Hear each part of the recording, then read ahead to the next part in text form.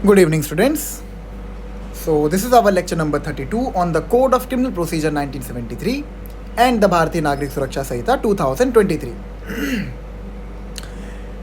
अपने last lecture में हमने चैप्टर 5 के दो प्रोविजन से डील किया था, ठीक है, that is section 41 and section 46.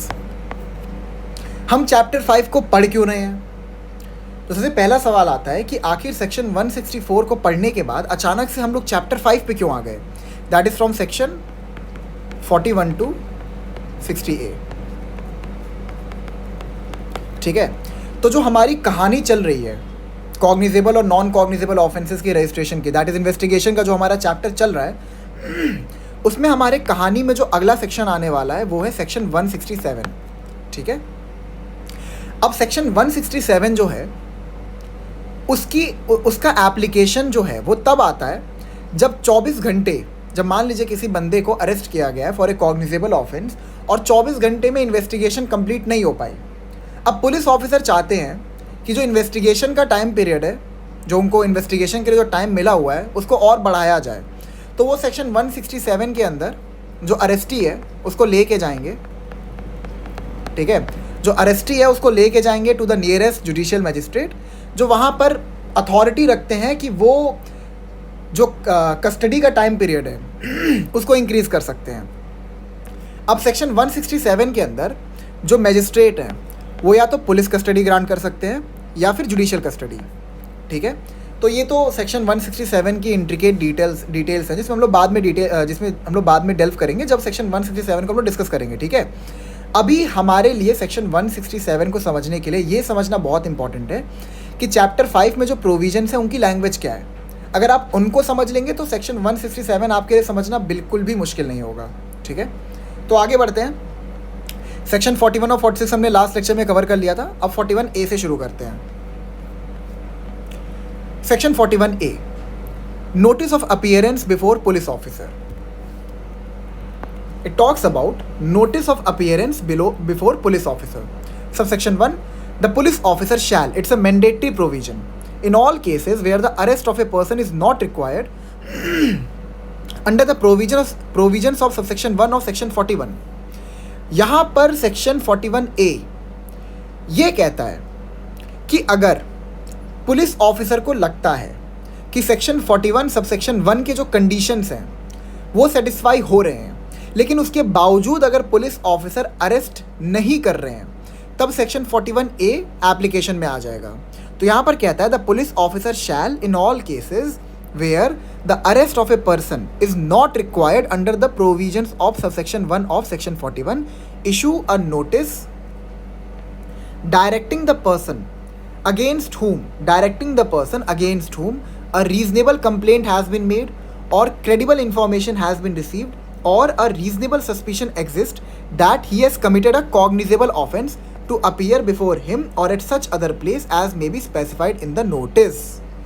तो जो आपका सेक्शन 41A का सबसेक्शन 1 है वो बस ये बात कहता है कि अगर सेक्शन 41 सबसेक्शन 1 जहाँ पे अरेस्ट इन कॉग्निजेबल ऑफेंसेस की बात की गई है, अगर वहाँ पर इवन दो कॉग्निजेबल ऑफेंस की अरेस्ट की जो कंडीशंस हैं वो सारी की सारी सेटिस्फाई हो रही हैं, जो प्रोसीजरल फॉर्मेलिटीज़ हैं वो सेटिस्फाई हो रही हैं, लेकिन जो पुलिस ऑफिसर है वो इस ओपिनियन पे है कि यार ठीक है यहाँ पे मैं अरेस्ट नहीं करता हूँ.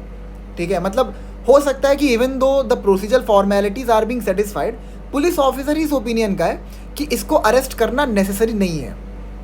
अब सेक्शन 41A की अगर आप एप्लीकेशन को देखें तो आपको एक चीज़ समझ में आएगा कि ये कहीं ना कहीं पुलिस ऑफिसर को रोक रही है अरेस्ट करने से. कैसे रोक रही है कि मतलब ठीक है जो कंडीशंस हैं वो सेटिस्फाइड है सेक्शन 41 सबसेक्शन 1 के, लेकिन जो पुलिस ऑफिसर है हम तब भी उनको ये डायरेक्शन दे रहे हैं कि आप अरेस्ट मत करिए. अगर आपको लगता है तो आप उसको एक नोटिस दे दीजिए. नोटिस किस चीज़ का? कि आप जिस टाइम पे जहाँ पर उसको चाहेंगे वो अवेलेबल रहेगा. अगर आप चाहेंगे कि आप उससे इंट्रोगेट करना चाहते हैं और वो पुलिस स्टेशन आ जाए तो वो पुलिस स्टेशन आ जाएगा. अगर आप चाहते हैं कि वो किसी स्पेसिफाइड प्लेस पे अवेलेबल रहे तो वहाँ पे अवेलेबल रहेगा. अगर पुलिस ऑफिसर को ऐसा लगता है तो वहाँ पर अरेस्ट करने का क्या मतलब बनता है? एक बात बताइए, जो बंदा एक्यूज्ड है, ठीक है, अभी तो उसके अगेंस्ट में बस चार्जेस लगाए जा रहे हैं ना, अभी तो ये प्रूफ थोड़ी हुआ है कि वो कन्विक्ट हो गया है, मतलब कन्विक्ट थोड़ी हुआ है, अभी उसको गिल्टी थोड़ी पाया गया है. है कि नहीं? अब अगर उसको गिल्टी पा ले तब उसकी लिबर्टी को कर्टेल करना मेक सेंस, बट जब तक उसको गिल्टी नहीं पाया गया है उसकी लिबर्टी को अननेसेसरली कर्टेल करने का क्या मतलब बनता है? क्लियर है कि नहीं? क्योंकि जो एक्यूज्ड है, अगर उसके अगेंस्ट में आप किसी कॉग्निजेबल या फिर नॉन कॉग्निजेबल ऑफेंस की इंफॉर्मेशन दे देते हैं तो उसके फंडामेंटल राइट थोड़ी खत्म हो जाते हैं, है कि नहीं? जो आपका part 3 of the Indian constitution है which talks about fundamental rights, वहाँ पर आर्टिकल 21 के अंदर आपके पास right to life and personal liberty है।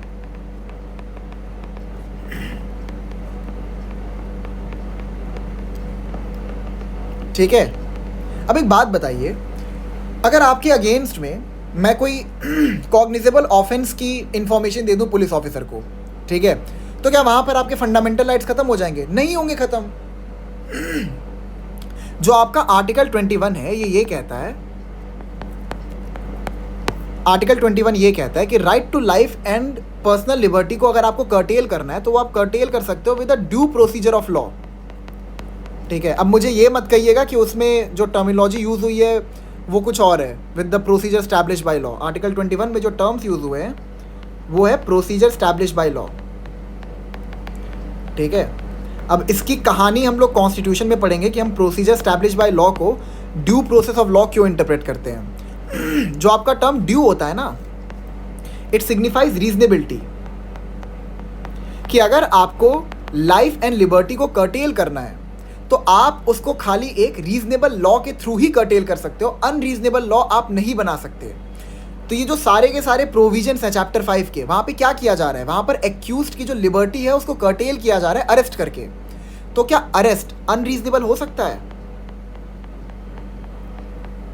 नहीं हो सकता है, बिकॉज आर्टिकल 21 का मैंडेट ये कहता है कि अगर आप किसी कानून के थ्रू किसी इंसान की पर्सनल लिबर्टी को कर्टेल करना चाहते हैं तो वो सिर्फ ड्यू प्रोसेस ऑफ लॉ से ही हो सकता है, मतलब एक रीजनेबल लॉ से ही हो सकता है। तो सेक्शन 41A क्या कहता है? इट सेज कि अगर पुलिस ऑफिसर चाहे, देखो ये मैंडेटरी है, shall in all cases where the arrest of a person is not required under the provision of subsection 1 of section 41। इसका मतलब ये है कि इवन दो सेक्शन 41 के जो प्रोसीजरल फॉर्मेलिटीज़ हैं वो सेटिस्फाई हो रहे हैं, स्टिल आप अरेस्ट नहीं करोगे। यहाँ पे लिखा है ना, अगर आप अरेस्ट नहीं करोगे अगर आपको लगता है कि वो जो इंसान है जिसको आपको अरेस्ट करना चाहिए था वो आपकी सारी बातों से कंप्लाई करेगा, वो आपके नोटिस से कंप्लाई करेगा, तो आप उसका अरेस्ट नहीं करेंगे। यहाँ तक आपको क्लियर है? तो ये एक प्रकार का प्रोटेक्शन दिया गया है to the arrestee, protection to the arrestee. Clear हो गया? मैं फिर से समझा देता हूँ। यहाँ पे कहता है the police officer shall in all cases where the arrest of a person is not required under the provisions of subsection 1 of section 41 issue a notice।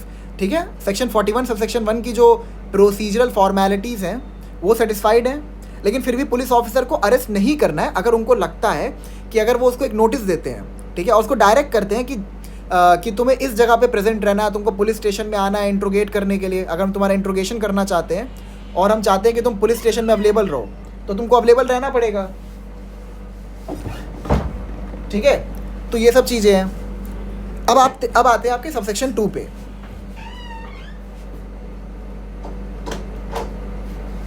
ठीक है, अब सबसेक्शन 2 पे आते हैं। सबसेक्शन 2 क्या कहता है? It says where such a notice is issued to any person it shall be the duty of that person to comply with the terms of the notice.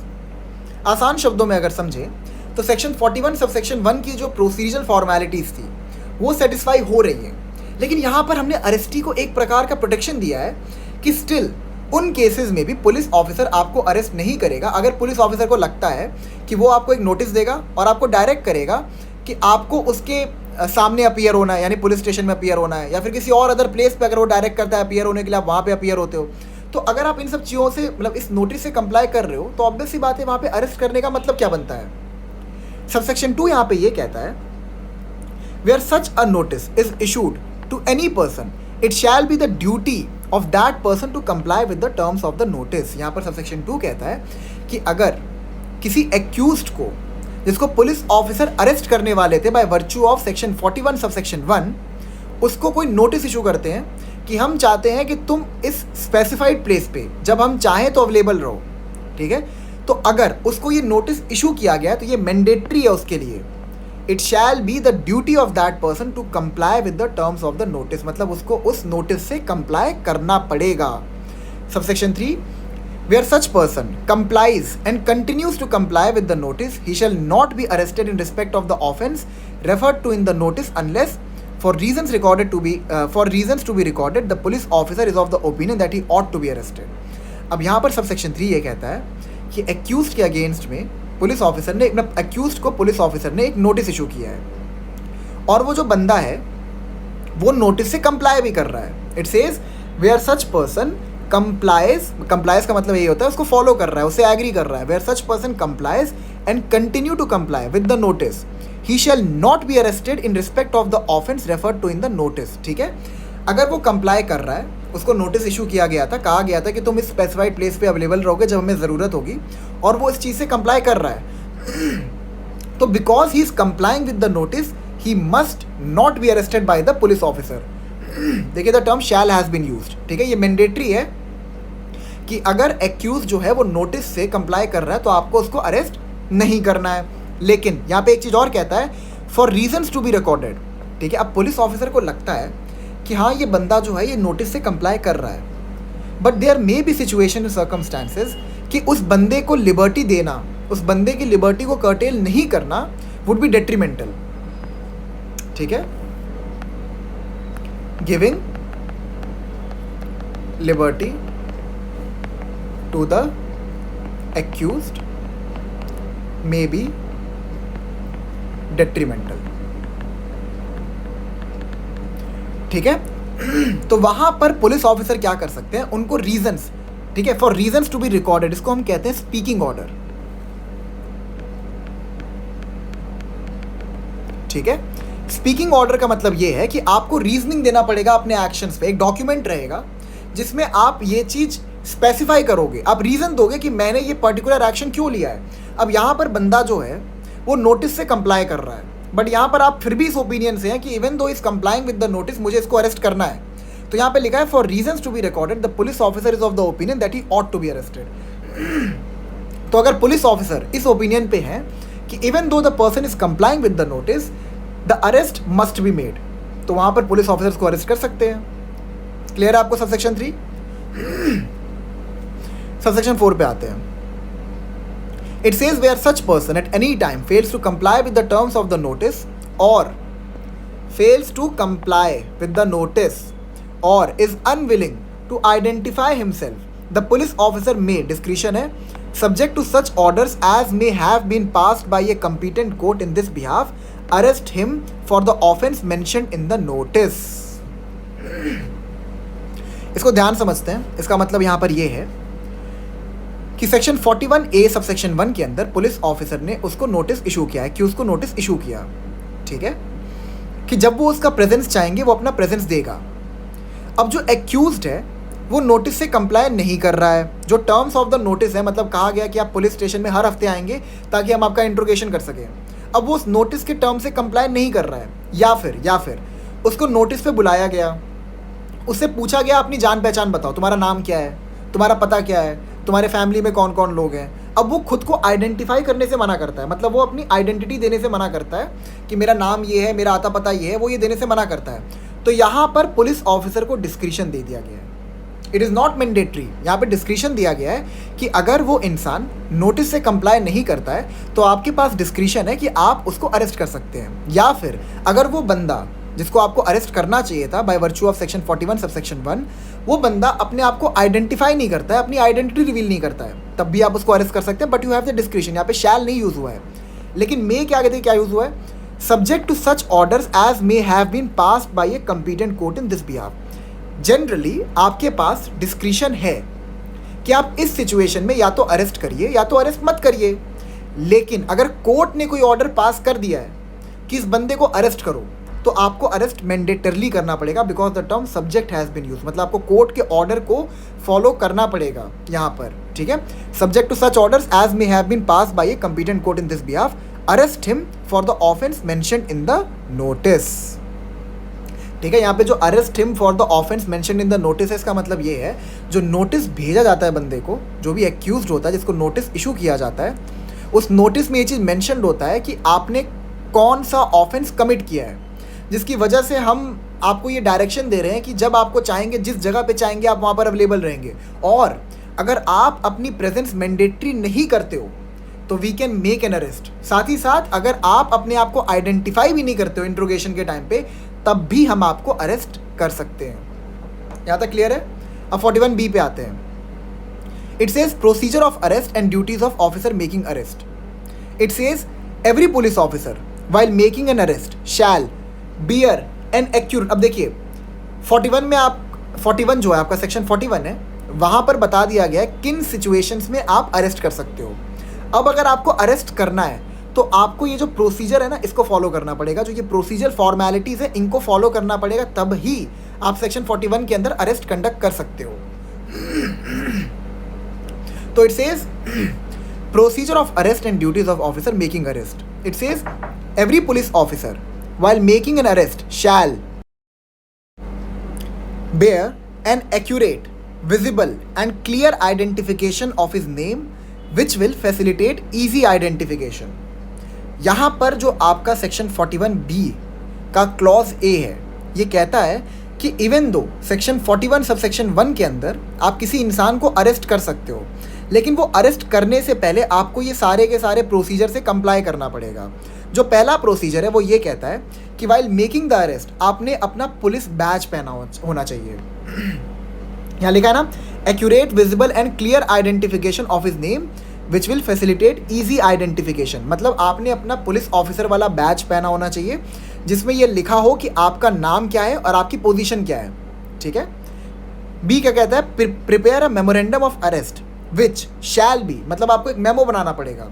याद है ना सेक्शन 164 का जो हमने डिस्कशन किया था, जहाँ पे हमने सब सेक्शन 4 के अंदर एक मेमो को डिस्कस किया था जो मजिस्ट्रेट को कन्फेशन के लास्ट में अटैच करना पड़ता है। तो वैसे ही आपको एक मेमो बनाना पड़ेगा कि like I the police officer have arrested this person that person, ऐसे करके prepare a memorandum of arrest which shall be attested by at least one witness who is a member of the family of the person arrested or a respectable member of the locality where the arrest is made. ठीक है। आपको एक memo तैयार करना पड़ेगा जहाँ पे आप लिखेंगे मैंने इस बंदे को अरेस्ट किया है, मैं बीइंग अ पुलिस ऑफिसर मेरी ये पोजीशन है, ठीक है, और मैंने इस बंदे को अरेस्ट किया है।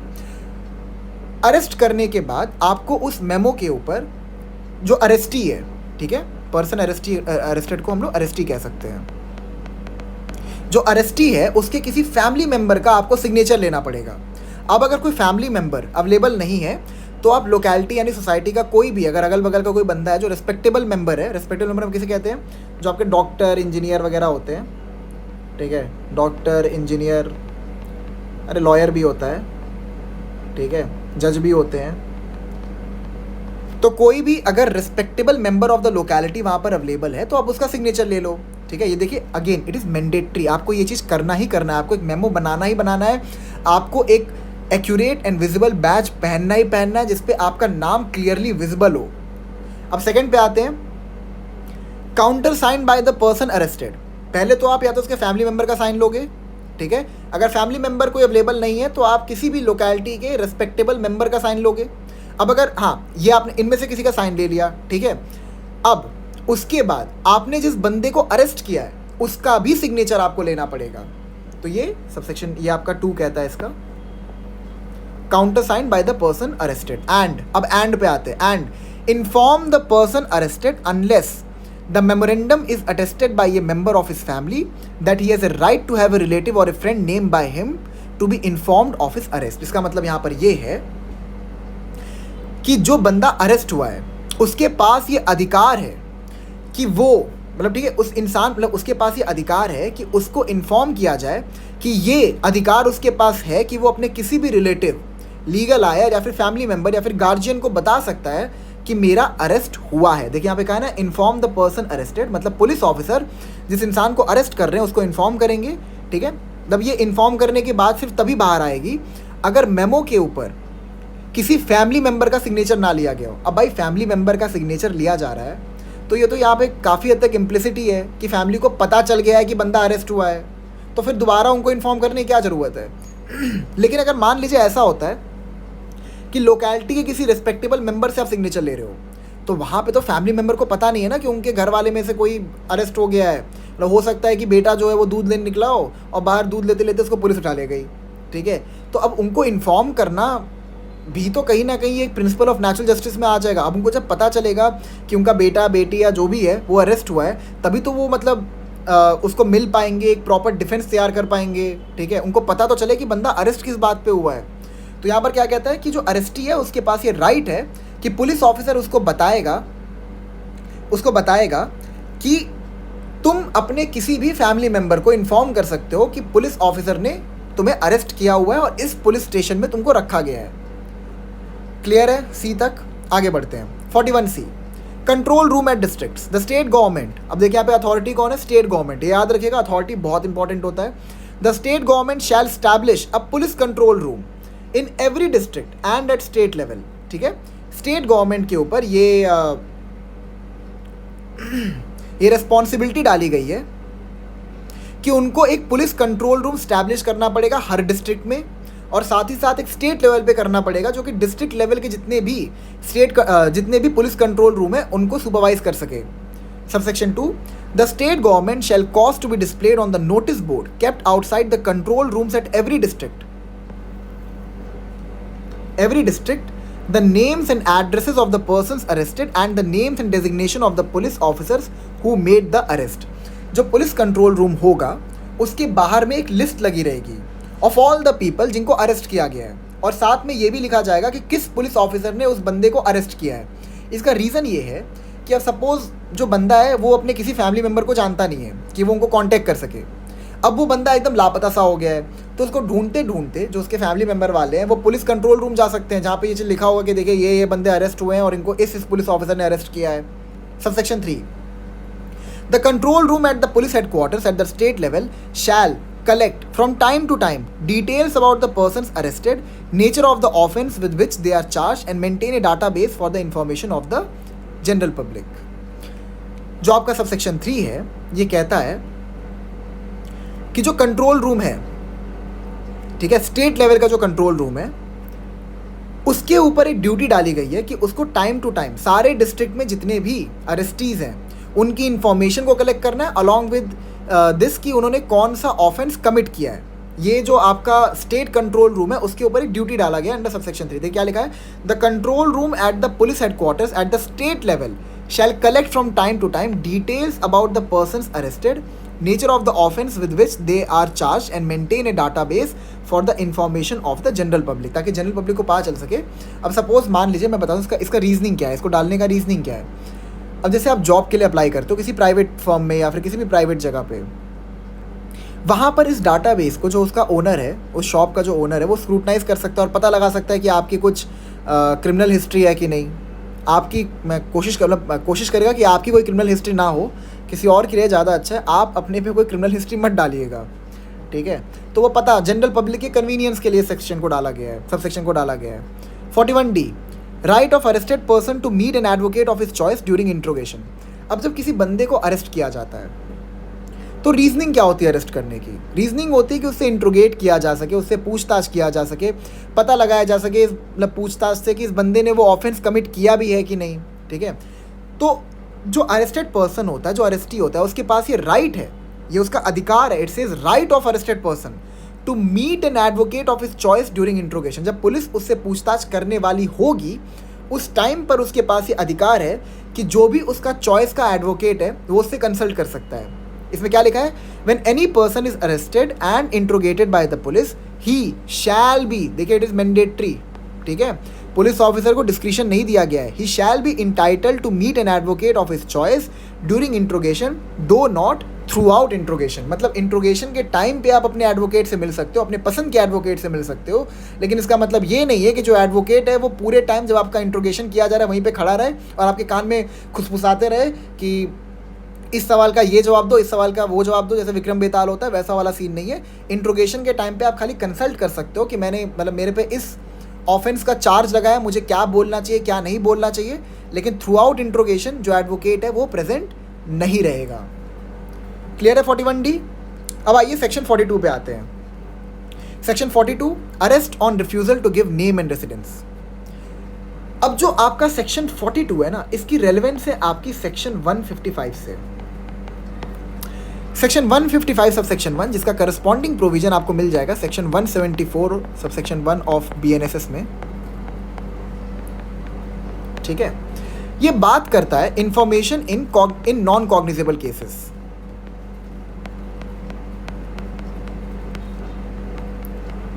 ठीक है, जो नॉन कॉग्निजेबल केसेस की जो इंफॉर्मेशन होती है वो सेक्शन 155 के अंदर रजिस्टर की जाती है। और आपको याद होगा कि जब नॉन कॉग्निजेबल ऑफेंस की इंफॉर्मेशन को रजिस्टर किया जाता है तो उसको NCR कहते हैं, नॉन कॉग्निजेबल रिपोर्ट। जब हम लोग सेक्शन 155 सब सेक्शन 1 को पढ़ रहे थे तो हमने एक चीज नोटिस की थी कि non cognizable offences which are defined under section 2L, ठीक है। यहां पर सेक्शन 2L के अंदर एक बात कही गई है कि नॉन कॉग्निजेबल ऑफेंसेस वो होते हैं जहां पर पुलिस ऑफिसर के पास पावर नहीं होती है अरेस्ट करने की विदाउट वारंट, ठीक है। वारंट क्या होता है? आपका एक प्रकार का परमिशन होता है जो कोर्ट देता है।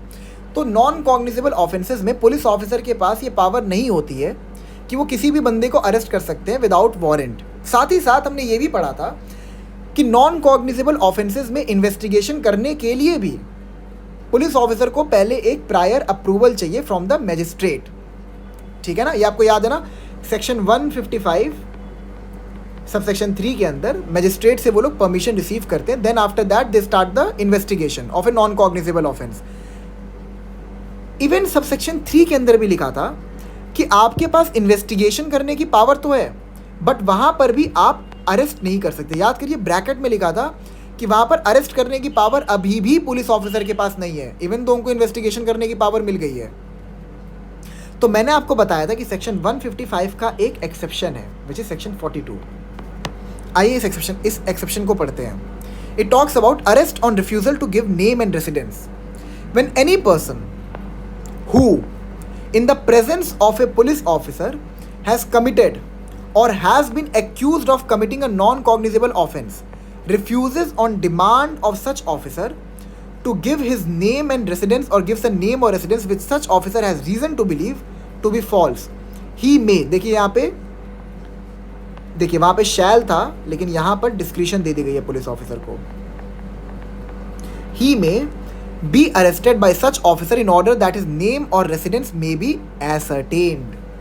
तो इवन दो जनरल प्रिंसिपल ये कहता है कि नॉन कॉग्निजेबल ऑफेंसेस में अरेस्ट नहीं किया जा सकता है, section 42 acts as an exception to this general principle. It says कि अगर एक बंदे ने पुलिस ऑफिसर के प्रेजेंस में नॉन कॉग्निजेबल ऑफेंस कमिट किया है या फिर उसके ऊपर ये एक्यूजेशन लगा है कि उसने एक नॉन कॉग्निजेबल ऑफेंस कमिट किया है। अब जब पुलिस ऑफिसर उसको एप्रीहेंड करती है,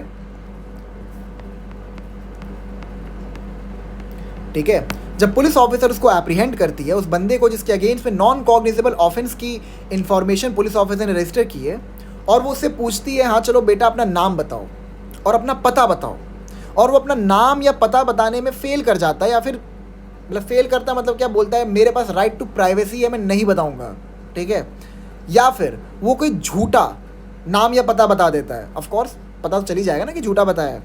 तो ऐसे केसेस में क्या होगा, पुलिस ऑफिसर इवन दो उस बंदे ने एक नॉन कॉग्निजेबल ऑफेंस कमिट किया है और इवन दो पुलिस ऑफिसर के पास कोई भी वारंट नहीं है, वो उस बंदे को अरेस्ट कर सकते हैं।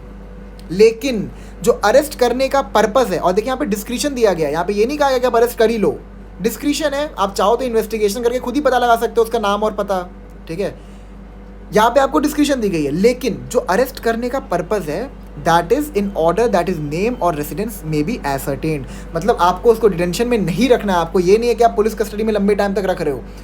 जो पुलिस कस्टडी में आप रखने का जो यहाँ पे रीजनिंग दिया गया है वो बस ये है कि आप उसको पुलिस कस्टडी में रखो और पता करने की कोशिश करो उसका नाम और रेसिडेंस क्या है। अगर आपको पता चल जाए तो छोड़ दो।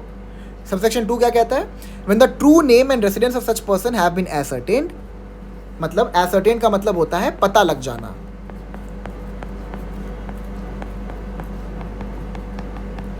ठीक है। यहां पे कहता है when the true name and residence of such person have been ascertain, पता लग गया, पुलिस ऑफिसर को पता लग गया इसका नाम और पता क्या है, ठीक है, he shall be released on his executing a bond with और without sureties to appear before a magistrate if so required. इसका मतलब यहां पर यही है कि द मोमेंट पुलिस ऑफिसर को पता चल जाए कि ये बंदा कहाँ रहता है, इस बंदे का नाम क्या है, तो वो उसको रिलीज़ कर देंगे, और रिलीज़ भी उसको क्या कहते हैं, उससे एक बॉन्ड साइन करवाएंगे। बॉन्ड वगैरह क्या होते हैं हम लोग बेल में पढ़ेंगे, ठीक है। उससे एक बॉन्ड एग्जीक्यूट करवाएंगे। उस बॉन्ड में श्योरिटी हो भी सकता है, नहीं भी हो सकता है। श्योरिटी मतलब क्या होता है कि आपसे कुछ रकम लिए जाते हैं, पैसे लिए जाते हैं, सपोज 50,000 रुपीज़, ठीक है। ऑब्वियस सी बात है 50,000 रुपये अगर पुलिस स्टेशन में है तो आप भागने का सोचेंगे नहीं, शायद से, आई डोंट नो। अब बहुत अमीर घर से तो बात अलग है, ठीक है। तो श्योरिटीज़ का मतलब यही है कि आपसे कुछ रकम ले ली जाती है, कुछ श्योरिटी रखवा, मतलब पैसे के बजाय आपकी प्रॉपर्टी भी हो सकती है।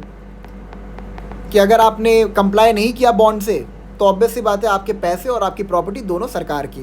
टैक्स से तो पैसे हम वसूलते ही हैं, बॉन्ड से भी वसूलेंगे। यहाँ पे ये वाला सीन है, ठीक है। विद और without sureties to appear before a magistrate if so required. मतलब यहाँ पर बॉन्ड को एग्जीक्यूट करवाने का जो पर्पज़ है वो ये है कि जब मजिस्ट्रेट के पास उसको बुलाया जाए for the purpose of trial तो उसकी प्रेजेंस मैंडेटरी रहे। अगर वो अपनी प्रेजेंस नहीं करेगा तो उसके जो बॉन्ड के पैसे हैं वो पुलिस की जेब में जाएंगे, मजाक कर रहा, स्टेट की जेब में जाएंगे। प्रोवाइजो पे आते हैं, provided that if such person is not resident in India the bond shall be secured by a surety or surety is resident in India. Proviso है, स्ट्रिक्ट इंटरप्रिटेशन। यहाँ पे इसका मतलब ये है कि अब जिस बंदे को आपने अरेस्ट किया है वो इंडियन रेसिडेंट नहीं है, ठीक है, वो इंडियन रेसिडेंट नहीं है। तो वहाँ पर जो उसका बॉन्ड, मतलब देखिए अरेस्ट आपने क्यों किया, क्योंकि वो बंदा इंडियन रेसिडेंट नहीं है। आपने उससे पूछा अपना नाम पता बताओ, उसने आपके सामने एक नॉन कॉग्निजेबल ऑफेंस कमिट किया है, पुलिस ऑफिसर के सामने एक नॉन कॉग्निजेबल ऑफेंस कमिट किया है, या फिर उस बंदे के अगेंस्ट में पुलिस ऑफिसर ने कोई उस बंदे के अगेंस्ट में पुलिस ऑफिसर ने कोई नॉन कॉग्निजेबल ऑफेंस की इन्फॉर्मेशन रिसीव की है। अब वो उस बंदे से सवाल जवाब करते हैं, हाँ भाई चलो अपना नाम पता बताओ। वो कहता है नहीं बताऊँगा, मैं तो इस देश का हूँ ही नहीं, इल्ला है, ऐसे करना शुरू कर दे, ठीक है।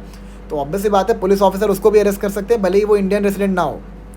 तो अब पुलिस ऑफिसर ने अगर उसको अरेस्ट कर दिया और बाद में उसका नाम और पता लगा लिया कि ये इसका नाम था, ये इसका पता था, ये अमेरिका में रहता है, कनाडा में रहता है, जो भी है, ठीक है। तो वहाँ पर जो उसका, जब उसको रिलीज़ किया जाएगा तो जो उसका बॉन्ड होगा, जो उसके श्योरिटी होंगे, वो कोई ऐसा इंसान होगा जो रेसिडेंट इन इंडिया हो। मतलब कोई बंदा होगा जो कहेगा हाँ मैं इस बंदे की पूरी रिस्पॉन्सिबिलिटी लेता हूँ जिसको आपने अरेस्ट किया था, कि अगर ये भागा तो मुझे धर लेना। बेसिकली यही चीज़ है। Subsection 3, should the true name and residence of such person not be ascertained, नहीं पता लगा पाए आप, within 24 hours from the time of arrest, or should he fail to execute the bond, or if so required to furnish sufficient sureties, he shall forthwith be forwarded to the nearest magistrate having jurisdiction। यहाँ पर आपका आ गया again section 167 का relevance. समझाता हूँ subsection 3 क्या कहता है। ये कहता है कि अगर 24 घंटे के अंदर आपने बंदे को अरेस्ट किया बिकॉज उसने अपना नाम और पता बताने में वो फेल हो गया। अब 24 घंटे के अंदर अगर आप उसका नाम और पता नहीं पता लगा पाए, ठीक है, नॉट टू बी एसर्ड, नहीं पता लगा पाए, तो 24 घंटे में अगर आप नहीं पता लगा पाए तो आपको उस बंदे को जिसको आपने अरेस्ट किया है for a non cognizable offence, ठीक है, और एक तो ये चीज़ हो गया, और दूसरी कंडीशन कहती है अगर वो बॉन्ड भी एग्जीक्यूट करने से मना कर देता है, वो कहता है नहीं मैं कोई श्योरिटी नहीं दूंगा, मैं नहीं मानूंगा इस बात से कि अगर आप ट्रायल पे चाहोगे तो मैं आ जाऊंगा, मैं नहीं करूंगा ये चीज़ें। तो अगर ये 2 कंडीशन सेटिस्फाई हो रही है, पहला 24 घंटे में आप उसका नाम और पता नहीं लगा पाए, दूसरा वो बॉन्ड एग्जीक्यूट करने से मना कर देता है, ठीक है, और if so required to furnish sufficient sureties he shall forthwith be forwarded to the nearest magistrate having jurisdiction। ये देखिए अगेन वही वाला कंसेप्ट आ जाता है कि आर्टिकल 22 क्लॉज 2 के अंदर अरेस्टी के पास ये राइट है कि 24 घंटे के अंदर उसको मैजिस्ट्रेट के पास लेके जाना है। अब देखिए the term nearest magistrate have been used. Nearest magistrate ये सिग्निफाई करता है कि अगर आप जुरिस्डिक्शनल मैजिस्ट्रेट को,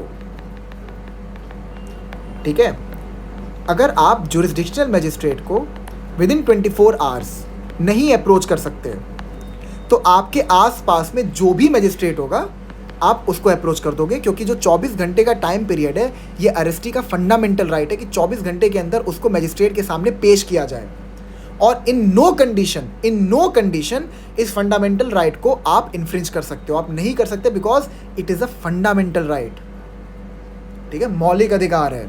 एक आपका केस हुआ था Manoj versus state of Himachal Pradesh, इसको हम लोग सेक्शन 167 में पढ़ेंगे, ठीक है। यहां पर सुप्रीम कोर्ट ने ये ऑब्जर्व किया था कि जो आपका 24 घंटे का टाइम पीरियड है, ठीक है, ये सैक्रोसैंक्ट है। और किसी भी कंडीशन में इस 24 घंटे के टाइम पीरियड, मतलब इस 24 घंटे के टाइम पीरियड के अंदर ही आपको जो अरेस्टी है उसको मैजिस्ट्रेट के पास लेके जाना पड़ेगा। क्लियर है आपको? अभी आपको धीरे धीरे समझ में आ रहा होगा ना कि सेक्शन 167 से इसकी क्या रेलेवेंस है। ठीक है, तो we are done with section 42। Next lecture में हम लोग सेक्शन 43, 44 एंड 45 करेंगे। ठीक है, till then thank you so much.